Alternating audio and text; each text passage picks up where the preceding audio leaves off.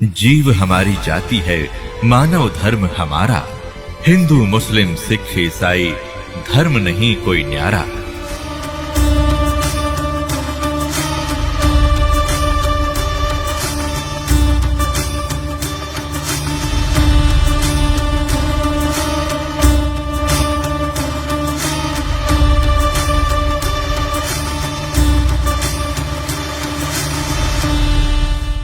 अब क्या होता है, परमात्मा को तो पता था कि देखिए बैठ गया सिंगर के अकबसीब कद्दे नहीं जाऊं, और पिछले कितने जन्म और बड़े बड़े खजाने छोड़ कर मर गए।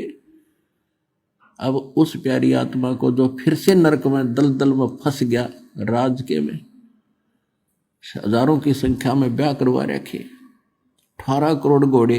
अब गांव में पहले हमने देखा था, एक भी घोड़ा या घोड़ी किसी के घर पर होती तो उसने नो कहा करते बड़ा भाई धनी आदमी है, बड़ा चौधरी आदमी है, एक के घोड़ी में। और जिसका 18 करोड़ घोड़ी हो, घोड़े और घोड़ी हो, तो वो राजाओं में कितना संपन्न माना जाता था, ये शायद से अंदाजा लगाया जा सकता है।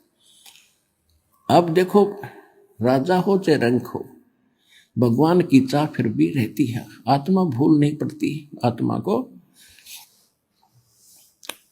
अब उसने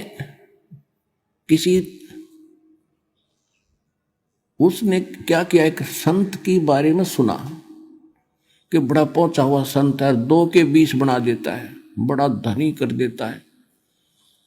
अब राजा उससे चक्कर में एक नकली ठग का फंस गया, उसको खूब दान दे, वो बताओ भी दान करोगे तो भरोगे, ये है वो है, और जब दान दे बस मुझे नहीं चाहिए, किसको दे दे, जैसा भी थोड़ा बहुत वो दान करता था। तो एक दिन क्या हुआ, उसने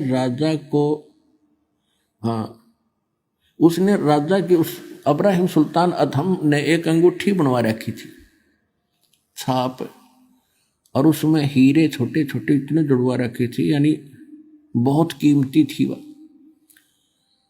और उस ठग ने वह देख ली संत ने कि यह किस प्रकार से ली जा, तो उसने अपने चेले तक कह और उस राजा जैसी अंगूठी बनवा ली, और नकली बनवा ली, कति डुप्लीकेट, सेम टू सेम। और राजा जब उसके पास पहुंचा दर्शन करने के लिए, तो राजा ने कहा कि चलो महाराज, आज नौका विहार करते हैं दरिया में, आज चलो।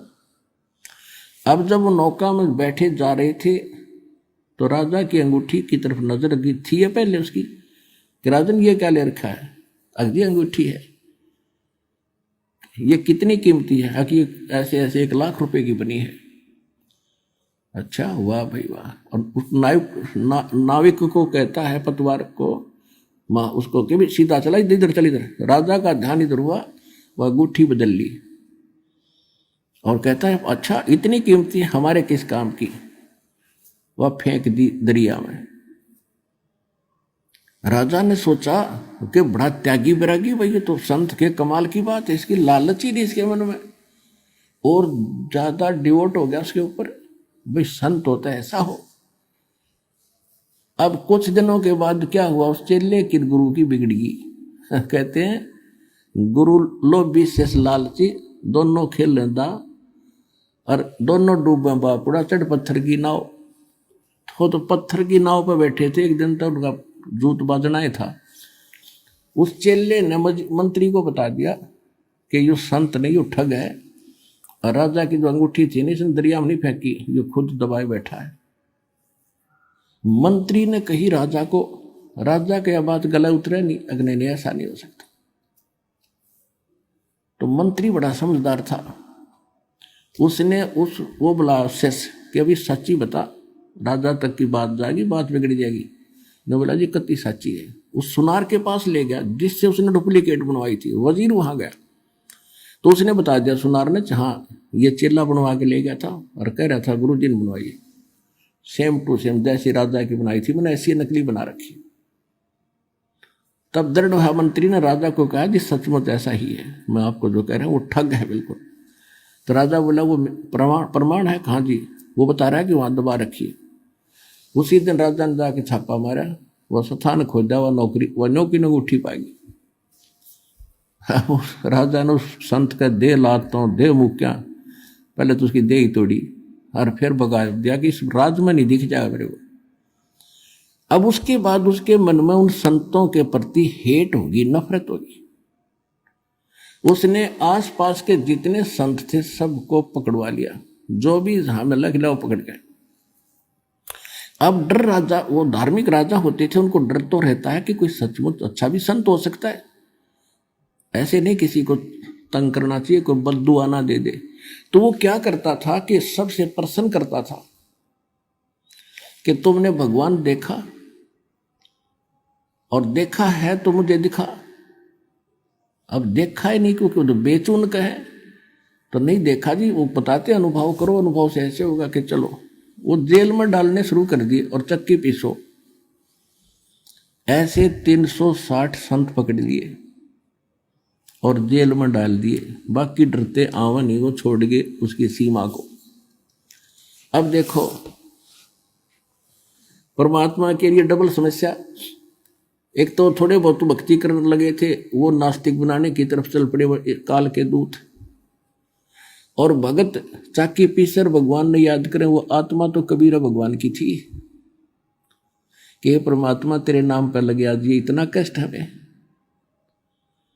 और उधर से उस राजा को नरक से निकालना था। अब क्या बताते हैं, अब गरीबदास जी ने परमात्मा की वाणी को, परमात्मा की जानकारी को अपनी वाणी में किस प्रकार बताया है। पुण्यात्माओं, जैसे तुलसीदास जी ने रामायण को अपने चौपाइयों में अपने वाणी के आधार से बताया है, इसी प्रकार समझ लो परमात्मा से प्राप्त ज्ञान को दिव्य दृष्टि के आधार से 100% ज्ञान गरीबदास जी ने परमात्मा का सुनाया है, उनकी लीला बताई। पंजा दस्त कबीर का सिर पर अर्श अमाने, बादशाह नो शेरवा से आने भये सुल्तान। 9 शेरवा के राजा से फिर सुल्तान अधम बन गए। 18 लाख तुरा दिया और 16 सेंस हुरम्बे, सतगुरु मिले शिकार में है मारा बान असंब। अजब नवेली पद्मनी अजब नवेला भोगे, और देखो अदम सुल्तान ने भाई कैसे लीना योग। गगन मंडल से उतरे वो साहेब पुरुष कबीर, गगन मंडल से उतरे सतलोक से आए और चोला धरा खवास का,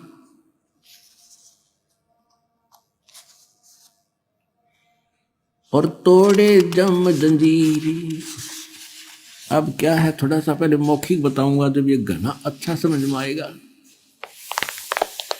परमात्मा ने क्या किया, एक ऊंटों वालों का रूप बनाया। जैसे कारवान होते हैं, पहले लंबे सफर पर चलते थे, रेगिस्तान के अंदर बहुत लंबा कारवां चलता था, उसमें ऊंट रखा करते थे, उन्हीं पर चलते थे अपना सारा सामान लाद कर। एक ऐसे ऊंटों वाले कारवान की तरह वो वेशभूषा बनाकर राजा के महल के जो उसका अपना रेजिडेंस था उसके छत पर चढ़ गए लाठी लेकर, बड़ी सी पगड़ी, लंबी लंबे जूते जैसे राजस्थानी पहरा करें पुराने समय में, और लठे ऊपर छत पर रात ने लठ मारे नो, ऊपर खूब आवाज करे नो, खट्टा है खट खट्टा है खट। अब राजा के महल पर चिड़िया भी शोर नहीं कर सकती, एकदम निंद्रा भंग हुई। सभी को उसने ललकारा कि तुम कौन हो, क्या कर रहे हो, ऊपर क्या हो रहा है, तुमने देखा नहीं, पकड़ के लाओ उस कमबख्त को, कौन है जो शोर करे। अब पकड़ के लाए ऊपर से एक ग्रामीण सा व्यक्ति और सामने खड़ा है। तो राजा ने सोचा कोई अनजान पने में चढ़ गया ऊपर, उसने पूछा भी कौन है तू, यहाँ क्या कर रहा था, कैसे आ गया तू? तो परमात्मा ने कहा कि ये मैं भाई, मेरा ऊंट गुम हो गया भाई, और मैं खोजता खोजता तेरी छात पर चढ़ गया, ऊंट खोजूं था तेरी छात पर। तो राजा ने सोचा सचमुच भोला भाला व्यक्ति है। कहने लगा देखो भगत भले आदमी, अरे ऊंट कभी छत पर हो सकता है, तेरी अकल मारी गई है। परमात्मा बोले कि जैसे छत ऊंट पर नहीं हो सकता, वहां मिल ही नहीं सकता, चढ़ ही नहीं सकता, क्वाइट इम्पॉसिबल, इसी प्रकार इन संतों को सता के और ये बकवाद करके तू भगवान नहीं पा सकता, इतना क्वाइट इम्पॉसिबल। यूं कहकर अंतर ध्यान हो गया, अदृश्य हो गए सामने से।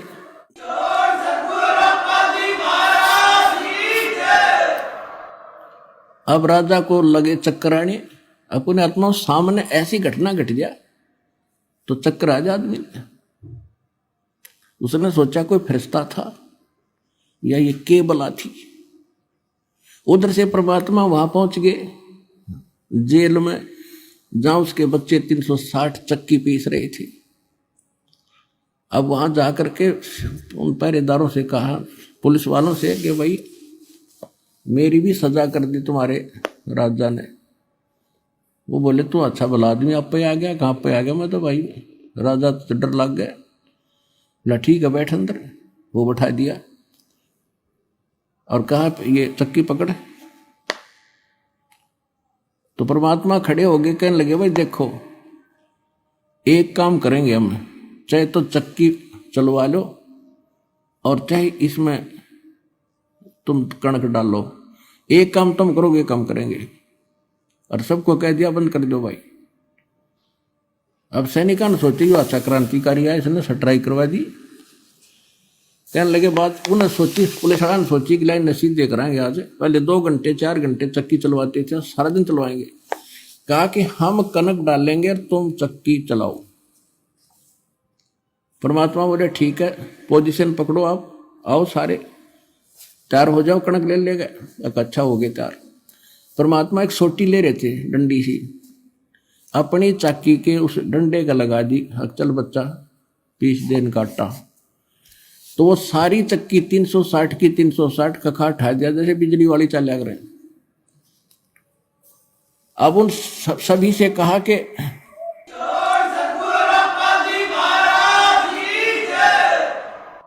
अब उन सभी जो साधु संत थे जो बोला नकलियो आंखें बंद करो, आंखें बंद करी और खोलो।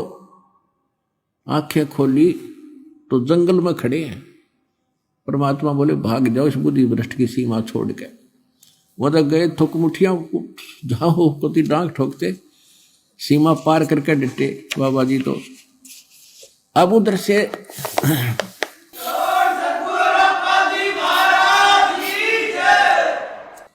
तो यहाँ का ये बंदी छोड़ भी कहलाते हैं।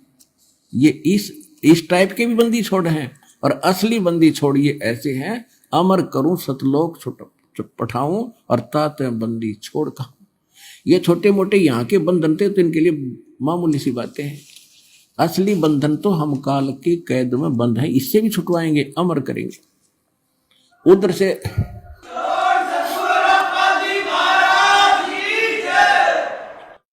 उधर से राजा चिंतित हो गए, बेहोश हो गए। तो काजी मुल्ला बुलाए। उन्होंने सारी कहानी का जब पता चला तो उन्होंने कहा कोई फरिश्ता था या कोई पितृ भूत प्रेत था। अब इसके तबीज बना के बांध दिया गले में कि अब कुछ नहीं होगा। अब राजा को फिर पता लग गया कि ऐसे ऐसे सारी जेल खाली होगी। राजा को पता चला तो राजा वहां पहुंचा, भाई कारण क्या हुआ? कि ऐसे ऐसे एक संत आया था और वो न बोला, कह रहा था कि मुझे राजा ने सजा कर दी, आपके यहाँ आया होगा था, मेरे पास भी आया था। तो वो राजा ने उनको बख्श दिया कि वो कोई आम और चीज थी, भाई थारा कोई दोष नहीं तो वो राजा उनको सजा देता। तो कुछ दिनों के बाद नॉर्मल सा होया राजा, परमात्मा फिर पहुंचे एक जोटे पे बैठ के भैंसे पे, और राजा के सामने जा खड़े हुए। राजा और सैनिक खड़े उसके दरबार में। रेजिडेंस अलग होता है राजा का और कार्यालय अलग था। कार्यालय में पहुंच गए, वहां तो आम जनता जा सका अपनी फरियाद करने के लिए। अब जोटे पर बैठे परमात्मा, राजा बोला भाई यू कैसे आ गया जोटे समेत? बोला जी पूछे। कहाँ भी क्या बात है? कि अभी मैं राजा से मिलना चाहता हूं और राजा को ये बताना चाहता हूं भगवान कौन है। तो राजा को पता चला, कहा कि बुलाओ भाई। जोटे समेत भैंसे समेत आ गए परमात्मा और नीचे उतर गए। हाँ, ऊपर बैठे थे। तो राजा ने कहा कि भाई कैसे आए? कि आपके प्रश्नों का उत्तर देने आया हूं। आपने साधु संतों को बुला रखा है कि भगवान बताओ कैसा कौन है, कि बताओ कौन है। कि जोटे पूछ ले, भैंसाराम बता भगवान कौन है। जब भैंसा बोलता है अब्राहम, ये मेरे ऊपर बैठा है खुदा है, अल्लाह अकबर है, ये भगवान है। न्यू कह अंतर ध्यान हो गए दोनों।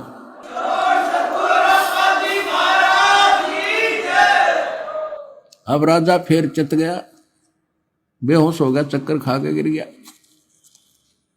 फिर मौलवी बुलाए उन्होंने, बाई बाजू पर तवीज बांध दिया दूसरे ने। अब कुछ नहीं होगा। अब कुछ दिनों के बाद वो नॉर्मल सा हुआ राजा। परमात्मा चले गए एक यात्री का रूप बनाकर। पहले सफर करते थे यात्री तो रात्रि में कहीं रुकते थे तो धर्मशाला में रुका करते, सराय में।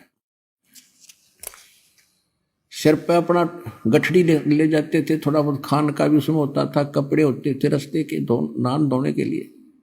छोटी सी पोटली वह काख में दे रखी। राजा के रेजिडेंस में पहुंच गए शाम के समय। राजा बैठा, कुछ नौकर खड़े, रानियां बैठी। अब अंदर कति निकट पहुंच गए। जब राजा ने पूछा भी ये कैसे आया ग्रामीण यहाँ पर, पूछो इससे। अब भी कैसे आया? इतने मालिक उसके निकट पहुंच गए। राजा ने कहा यहाँ कैसे आए आप? कहने लगे जी मैं रास्ते चलता व्यक्ति हूँ, यात्री हूँ, और मैंने आगे जाना है, शाम होगी। मैं आपकी सराय में, आपकी धर्मशाला में एक रात काटना चाहता हूँ। उसका किराया बता दे, एक कमरा बता दे। अब राजा कहने लगा, बोले आदमी आपने ये सराय दिखाई देती है, ये राजा का महल है, मैं राजा हूं, ये धर्मशाला नहीं, धर्मशाला कहीं और है, वहां जाओ। तब परमात्मा ने कहा कि आपसे पहले इसमें कौन था? कि मेरे यानी दादे परदादे रहे, वंशज रहे। तो वो कहाँ गए भाई? कि वो तो अल्लाह खुदा को प्यारे हुए। तो आप कितने दिन रहोगे इसमें? आप क्या इसमें सदा रहोगे? अब जब अपनी मृत्यु का नंबर आओ ना, जब गियो बंदा इंसान की, तो उन्होंने कहा मैं भी मरूंगा। तो फिर इसने तो मैल समझा। अब मूर्ख आदमी, ये तेरे बाप दादा पड़ पीढ़ी, ये भी रहे सरा में गिद्दी, तू ऐसे ही तू चल जाई, इसलिए मैंने तेरा यो मैल सरा बताई। न्यू कह के फिर अंतर ध्यान हो गए।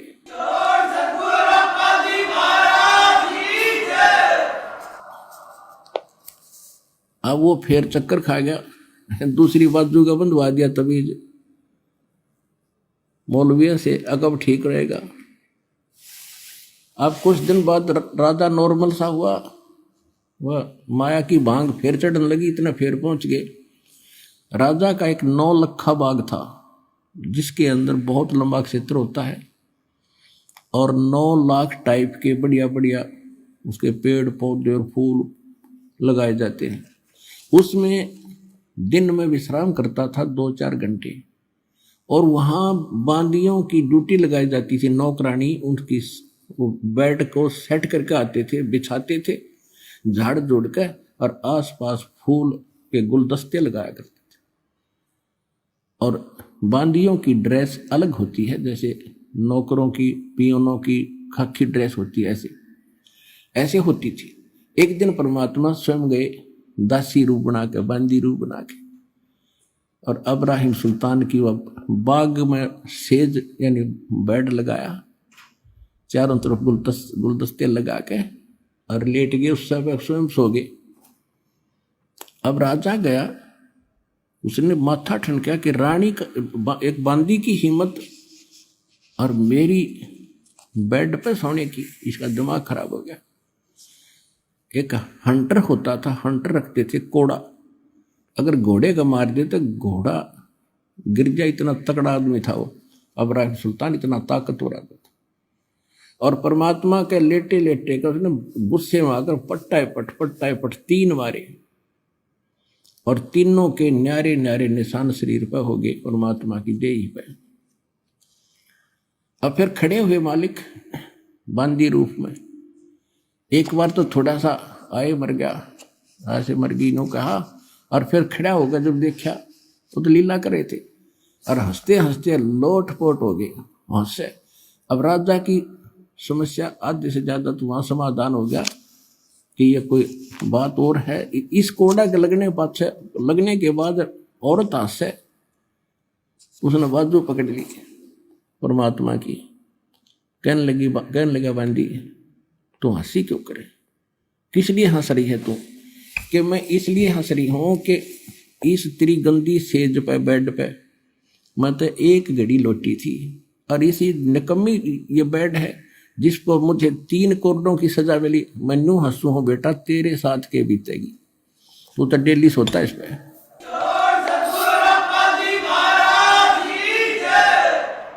मैं ये हंस रही हूं कि तेरा के हाल होगा, तेरी उस दीन अवस्था को देख रही हूं मैं।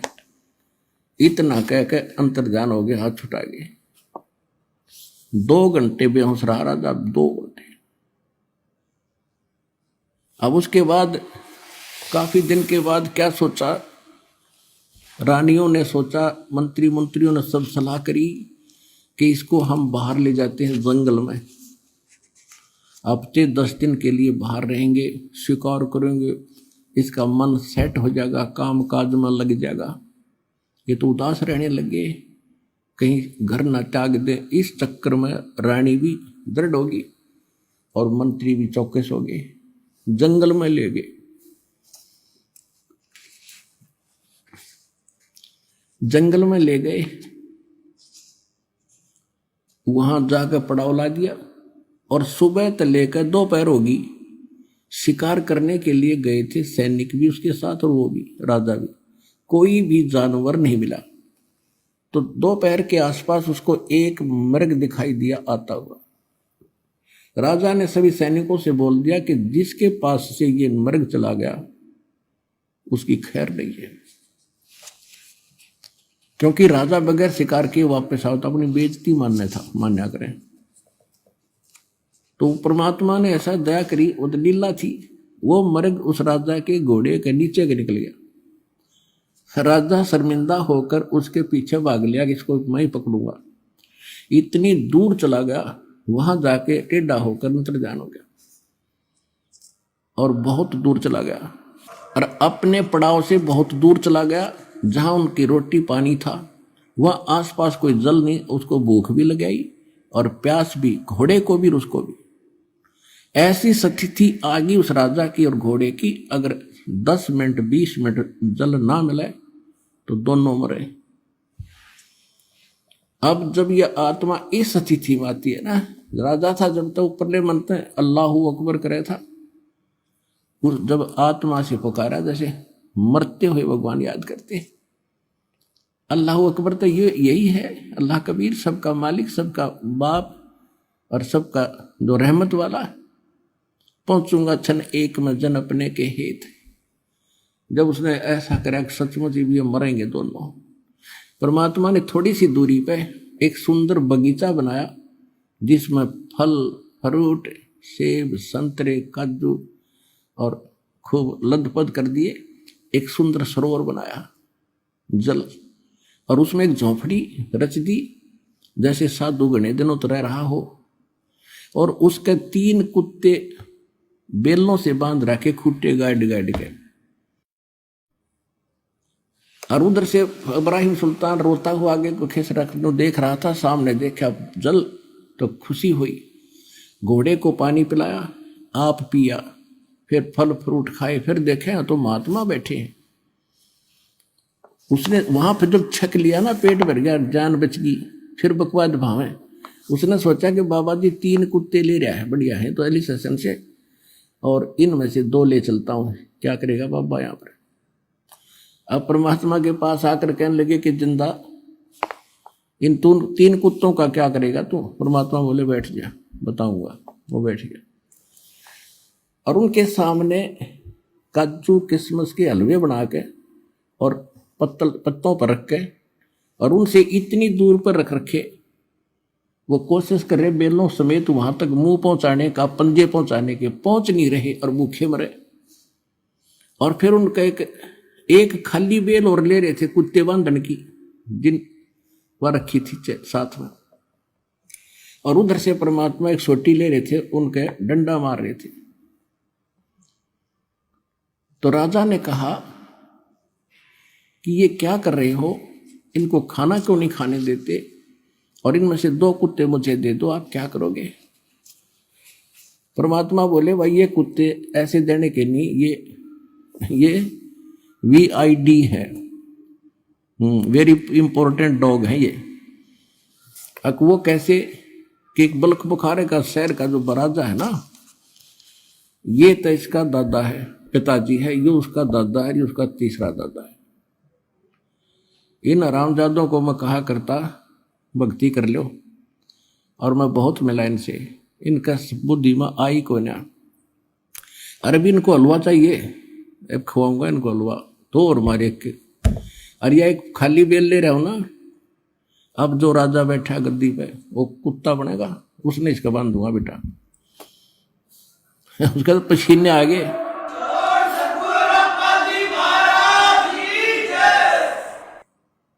ओए होए होए, अब चरणों में गिर गया, अरे मर गया कति, ये तो नाश होगा। देख बाबा, दादा बाबा सारे बंदे बैठे, चरणों में गिर गया, रो बुरी तरह, बख्श दो बाबा, बख्श दो महाराज, बख्श दो मुझे।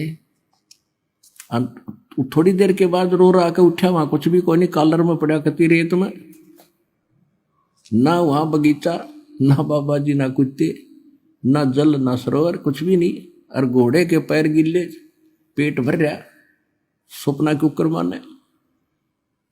अब रुकना था 10 दिन, उससे दिन वापस हो लिया। सारे लंगर बोलिया नहीं था, उसका मुंह बंद हो गया।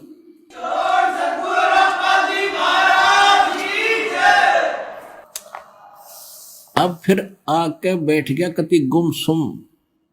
रानियों ने फिर बुलाया, कोई जंतर मंतर करनिया। एक बड़े से हाल के अंदर रानी, मुख्य रानियां, वजीर खड़े, सब समझा रहे। रानियां भी कह रही जी आप तो ऐसे ही घबरा जाते हो, ये तो ऐसे होता रहता है, फलाना है, ये कुछ नहीं होता, ये तो वैसे हवा होती है। उसका मन बदलने की चेष्टा कर रहे थे काल के आधार से। इतने में कुत्ता आया, उसके सर में कीड़े पड़े हुए थे, और आके अब्राहिम सुल्तान के सामने खड़ा होगा कि अब्राहिम सुन ले कान खोल के। कुत्ता बोला, और सब देखने लगे क्या हो गया भाई, कुत्ता बोला है। कहने लगे मैं फलाने देश का राजा था, नगरी का, याद है तेरे, और मेरा ऐसे ऐसे उनके साथ युद्ध हुआ था, मैंने इतने जीव मारे थे, और अब जितने वो सैनिक मैंने मारे और मरवाए थे, ये देख यो मिला मेरे को। तेरे पर तो मेर हो रही है भगवान की, कुछ सोच ले। नो कहकर खेल दे ही गया, बाज गया कुत्ता, अंतर ध्यान हुआ। अब वो बोले, राजा बोला कि तुम तो नो को थे कि आप वैसे ही करे हो, तेरे सामने हो रहा है। तो उन सबको बाहर निकाल दिया, गेट आउट, अंदर से कुंडी ला दी। रात के समय महल के पीछे से रस्सा बांध के सब कुछ त्याग के और काला मुंह कर लिया, एक साल लपेट लिया, ऐसे अल्फी ला ली, गांठ मारकर चल पड़ा। रात ने 15-20 किलोमीटर खींच दी। अब भूख लगी भगत ने, क्योंकि राजा था, पैदल तक चलना नहीं था, गजब की भूख लगी। आगे मालिक ने के रचना रची। एक मालन बेर बेच रही थी रास्ते में, अपने बाग के बाहर सामने बैठ के। तो राजा ने कहा कि मालन बेर दे दे। मालन बोली भाई एक आने का शेर दूंगी। बोला ठीक है एक शेर तोल दे। उसने शेर तोल दिया, खिला पैसे। अगमाई पैसे तो है नहीं मेरे पास। ये जूती, एक जूती, इतना रईस रिच मैन था वो, एक जूती 1.25 लाख रुपए की, आज की उस समय की कीमत 1.25 लाख रुपए, हीरे पन्ने जो जड़ रखे उसके। ने बोला ये जूती ले ले, से दोनों ले ले और शेर बेर दे दे। ने बोली देख ले भाई, या ताना दे देना, जूती धर दे। दोनों रख दी जूते, और भूखा मरता क्या नहीं करता। अब कहते हैं ये जब तक बकवाद भावा, जब तक इसका पेट समय पर भर जा। यहाँ एक उदाहरण देते हैं, गरीबदास साहिब जी बताते हैं कि एक समय इतना अकाल गिर गया भारतवर्ष में कि हाहाकार मच गई, और राजा लोगों को भी रोटी तक नहीं मिली, मांगते फिरा करते। कहते हैं शहजादे मांगत फिरे वो दिल्ली के उमराव, और जिन रोटी पाई नहीं जो खाते नान पुलाव। तो जब समस्या आती है जीव पर, जब अकल ठिकाना हो इसकी, तो कहने लगा ठीक आप ये रख लो और मुझे बेर दे दो। अब क्या किया, जब बेर तोलन लग गई वह मालन, एक बेर जमीन पर गिर गया और शेष गाल दिया उसकी जोड़ी में। अब्राहिम कहे, अब उस एक बेर के ऊपर मालन तो कहे मेरा, उसने हाथ गाला, और अब्राहिम कहे मेरा। वो दोनों उस बेर पर लड़े। अब वहां परमात्मा अंतर्जान वो एकदम अपन रूप में आए और उसका एक दिरा थप्पड़ ने बोला गधे तू के रात छोड़ गया, एक बेर पर लड़ा, 2.5 लाख की जूती गेर दी, हर एक बेर पर जूता खाग छोटा तेरे राज खेचा तान मन में न्यू की न्यू है, जा मेरे वापस अपने घर में रह ले। कान पकड़ लिए। कहते 2.5 लाख की पावड़ी और 1 पैसे का बेर, और देख अदम सुल्तान ने कैसी डाली मेर। तब परमात्मा ने कहा फिर क्यों धक्के खाता फिर, तूने छोड़ा क्या है, आ तो गया तू सब कुछ त्यागी बनकर, लड़ाई फिर नहीं, एक बेर पर लड़ रहा है, वहां राज पर लड़ते थे। फिर उसने कान पकड़ लिए। परमात्मा बोले भाई देख बात सुन, अब मैं तुझे उससे नारा करना चाहता था जिस अड़ंगे में, जिस दलदल में तू फंसा पड़ा था। ज्ञान समझाया खूब बुरी तरह कई दिन, और फिर कहा बेटा जा बेसिक इब राज भी कर ले, पर नेक नीति से करना, आत्मा मत दुखाना, और भक्ति भी कर ले। बोला नहीं, यह आज्ञा ना दो दाता, नरक से मुश्किल से निकल के आया हूं, भक्ति नहीं हो पाएगी। आज इसी स्थिति है, बच्चे सैने हो रहे, अपने आप संभालेंगे। तो इस प्रकार उस अब्राहिम सुल्तान अदम को परमात्मा ने उस दलदल से निकाला। हम मांगे या दलदल के गणा दंडे दाता, 2 कोठी बनवा दे भी दाता। परमात्मा कहे बता, अब आपने सफर चलना है भक्ति का, भक्ति मार्ग पर घर पहुंचना है, तो आप यात्री हो, और यात्री के घर में चाहे कितना धन पड़ा हो, वो केवल आवश्यक वस्तु लेकर सफर कर सकता है। जब सारे घर ने सिर पर धर कर चलेगा तो 10 कदम नहीं चल सकता।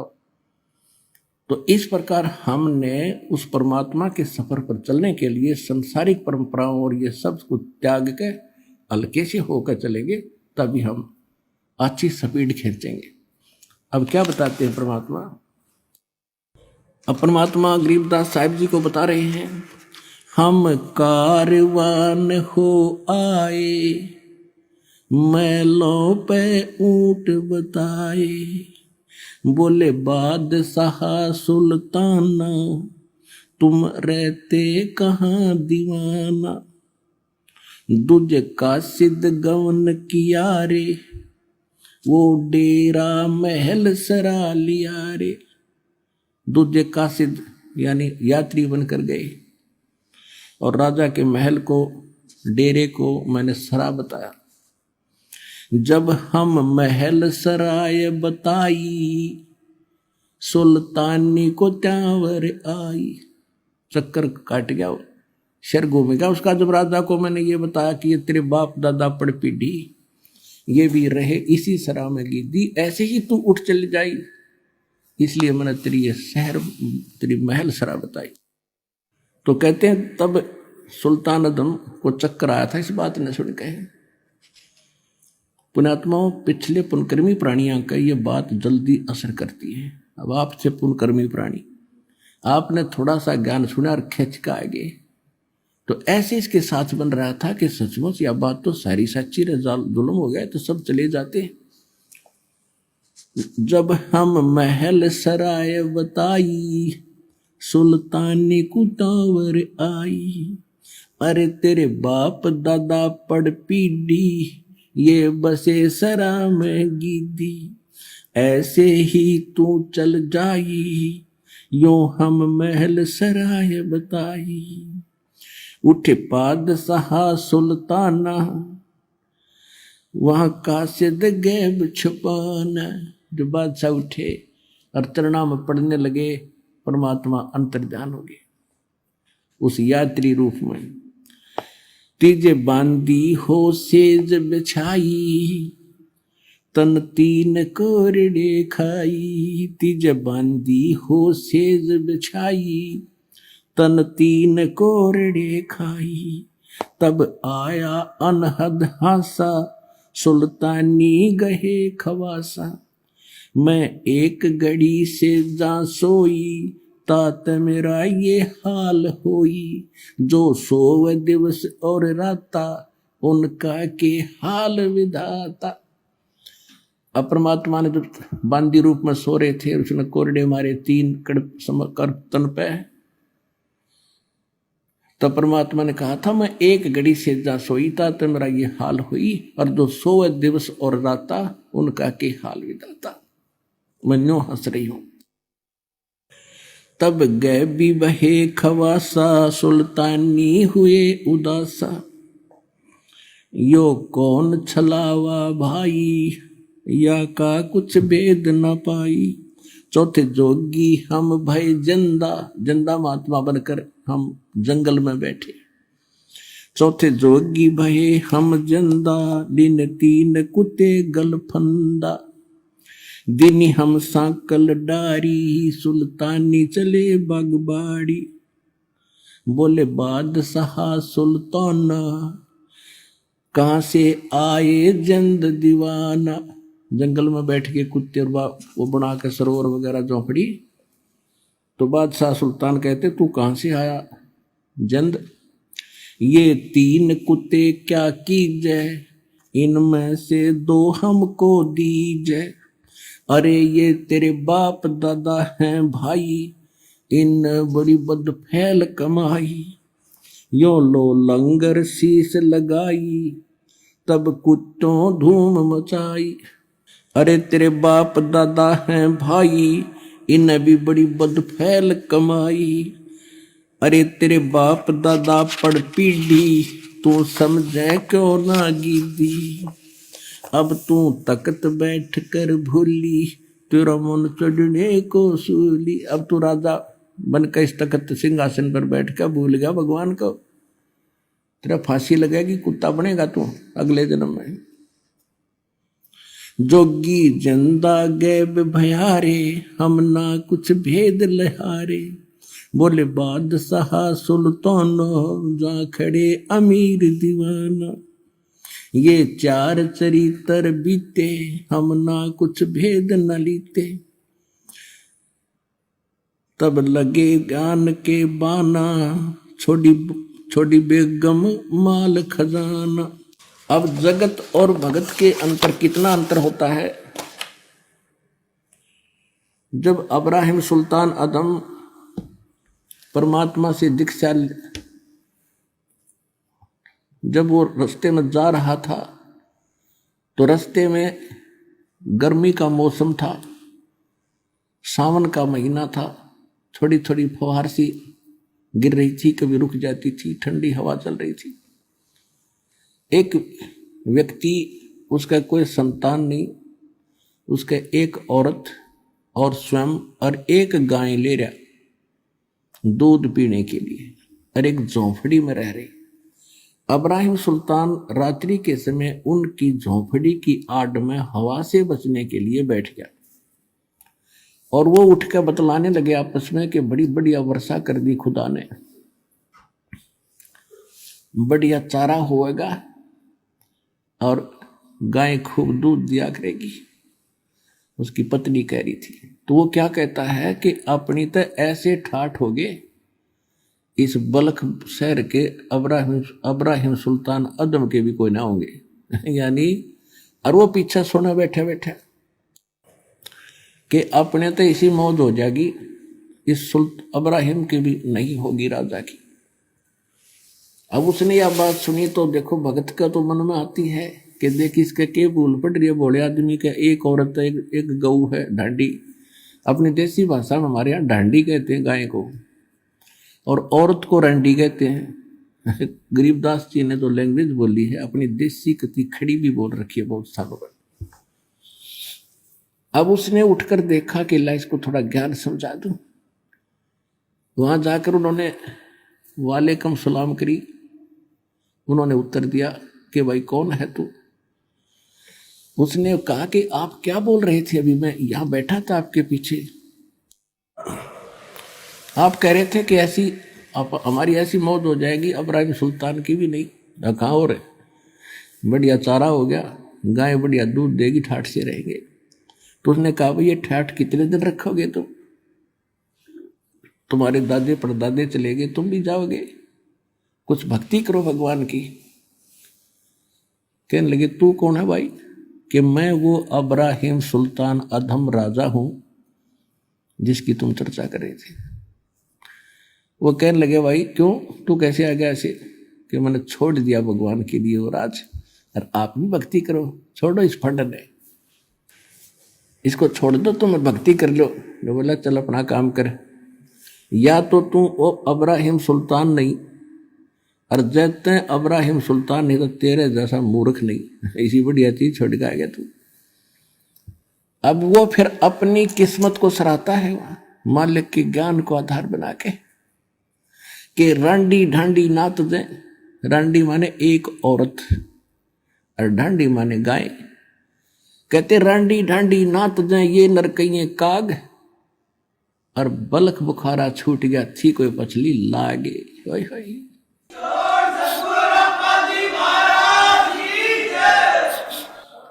पिछली लाग माने कोई पिछले गजब के संस्कार थे दाता, एक जीव पे यूं ना छूटता, इसने ठाठ मान रहा, कल गधा बढ़कर कुत्ता बढ़कर घूम गए मूर्ख, और मेरे पर रजा करती दाता ने बलख बुखारा छुटवा दिया दाता, कोई पिछला गजब का संस्कार था ना न्यों छूटे।